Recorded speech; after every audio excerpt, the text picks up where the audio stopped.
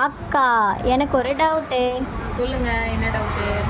Customer வந்து நம்மக்கிட்ட தைங்கன்னு சொல்லி ப்ளவுஸ் எல்லாம் கொடுத்துட்டு போயிறாங்க. சரி.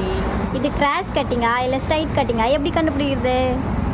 அதுதானே, கண்டுபிடிச்சிடலாம். ரொம்ப ஈஸியாகவே கண்டுபிடிச்சிடலாம். அதுவும் பேட்டர்ன் ப்ளவுஸாக இருந்தால் டிசைனை வச்சே கண்டுபிடிச்சிடலாம்.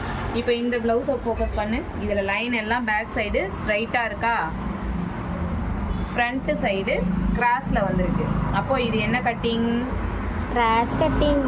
அப்போ பேட்டர்ன் வந்திருந்ததுன்னா ப்ளவுஸில் உன்னால் ஈஸியாக கிராஸ் கட்டிங் எது, ஸ்ட்ரைட் கட்டிங் எதுன்னு கண்டுபிடிக்க முடியுமா? முடியும்க்கா. இப்போது பிளைன் ப்ளவுஸை பாருங்கள். இப்போ இந்த பிளைன் ப்ளவுஸில் இந்த நூலிலையை தான் நம்ம பார்க்கணும். ஃப்ரண்ட்டில் இந்த நூலிலை வந்து ஸ்ட்ரைட்டாக இருந்தது அப்படின்னா அது ஸ்ட்ரைட் கட்டிங். நூலிலை கிராஸாக இருந்ததுன்னா அது கிராஸ் கட்டிங். இன்னொரு சில பேர் என்ன பண்ணுவாங்கன்னா இந்த ஃப்ரண்ட்டு டாட்டை இழுத்து பார்ப்பாங்க.